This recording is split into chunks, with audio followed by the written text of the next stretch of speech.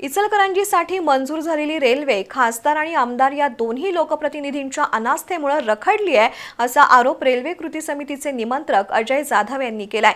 इचलकरंजीसाठी मंजूर झालेली रेल्वे लवकर पूर्णत्वाला जावी यासाठी जनआंदोलन उभारणार असल्याची माहिती जाधव यांनी पत्रकार परिषदेत दिली। इचलकरंजीत वस्त्रोद्योग आणि त्याच्याशी निगडित उद्योग व्यवसायाबरोबरच विविध माध्यमातून वर्षाला तब्बल 5,000 कोटी रुपये जीएसटीच्या रूपानं इचलकरंजीतून शासनाला महसूल दिला जातो।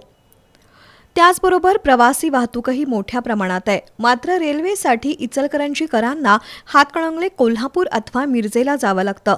त्यामुळे इचलकरंजीसाठी रेल्वेची मागणी होत होती। याची दखल घेऊन इचलकरंजी हातकणंगले या रेल्वे प्रकल्पाला 2017 मध्ये केंद्रीय रेल्वे मंत्री सुरेश प्रभू यांनी मंजुरी दिली होती। या नियोजित रेल्वे प्रकल्पासंदर्भात पुणे इथं नुकतीच रेल्वे अधिकारी आणि संबंधित लोकप्रतिनिधींची बैठक झाली। या बैठकीत इचलकरंजी हातकणंगले हा रेल्वे मार्गच रद्द झाल्याचं समजतंय।